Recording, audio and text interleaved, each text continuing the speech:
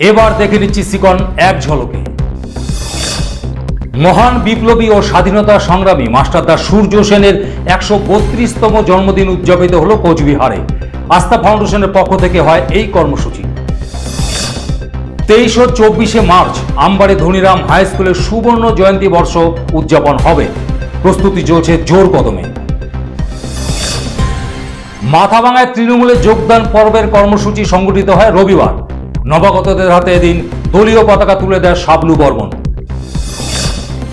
কোচবিহার দক্ষিণ বিধানসভা কেন্দ্র এলাকায় বিজেপি ছেড়ে তৃণমূলে বেশ কিছু কর্মী সমর্থক যোগদান করেছে বলে জানা যায়। চিল্কিরহাটে তাদের হাতে দলীয় পতাকা তুলে দেন জেলার সভাপতি অভিজিৎ দেব ভৌমিক।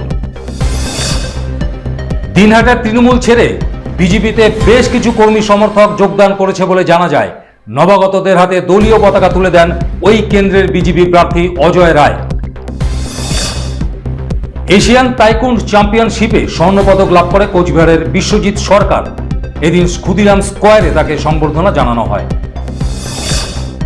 ভোট আবহে এবার রাজ্যে রাজনৈতিক পালাবদল ঘটাতে প্রস্তুত এবিভিপি। এরই লক্ষ্যে চলছে বিভিন্ন রাজনৈতিক কর্মসূচি।